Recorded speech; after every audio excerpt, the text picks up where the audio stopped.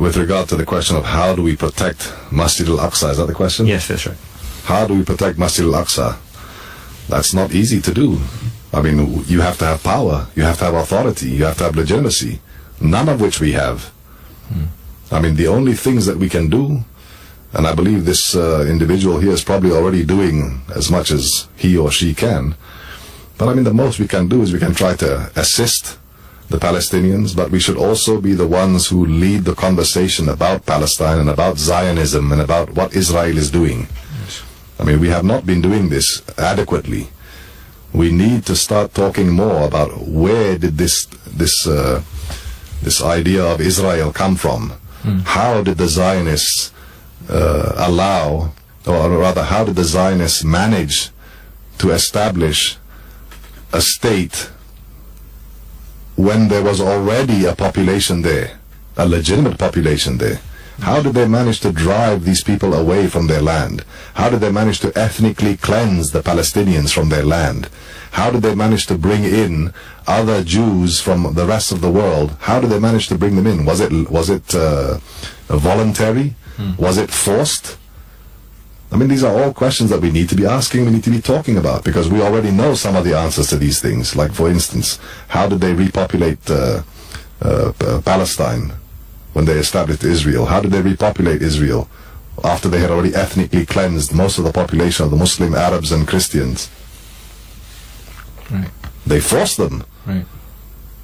They forced the Jews to come from Eastern Europe, and they forced them to come to Palestine. It wasn't voluntary on the most part. A lot of it was forced. A lot of it was forced migration. But wasn't there the idea of going back to their homeland, the Jewish homeland? Well, I mean, look, Benjamin Netanyahu has said at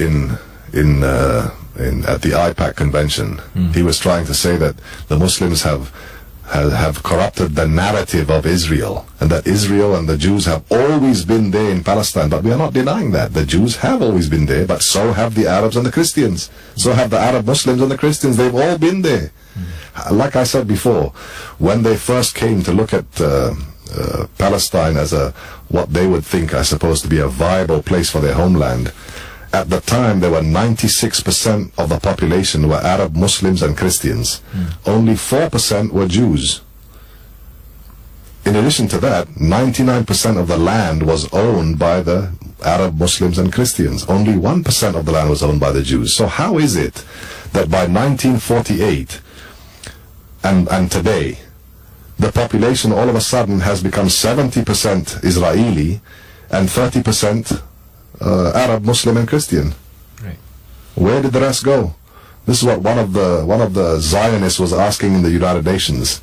He was asking the Arabs who were condemning Israel for their actions against the Palestinians, and he was saying, "Where are your Jews? Where are your Jews?" He was asking the Iraqis, he was asking the Syrians, he was asking the Yemenis, X amount of Jews living in your country now, where are they?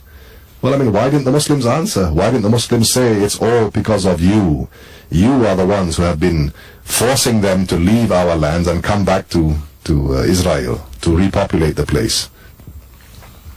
We are not saying that the Muslim fanatics in Israel and, Iraq and Syria and Lebanon and all places like that they were also aren't responsible perhaps for their extremism driving out some of the Jewish population. But already there is an answer that for the most part the Jews were forced to come back to Israel.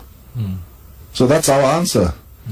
And as far as Benjamin Netanyahu is concerned, we are not skewing anything or corrupting anything about the history of Israel. It's already very clear. We have a lot of the sources are from the Jewish sources as well. We know where the idea of Israel comes from. We're not disputing the fact that the Jews already lived in Palestine before. Yes, we are admitting they are from Palestine. But you, Benjamin Netanyahu, you are claiming as if the Jews have always been there, the Jews and nobody else. That's nonsense. But remember what I said before on the last show, that our enemy is not the Jewish people.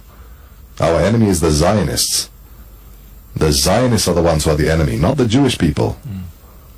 I mean, after all, if we are descendants of the Prophet Ibrahim as Muslims, so are they. Yes. Isn't it?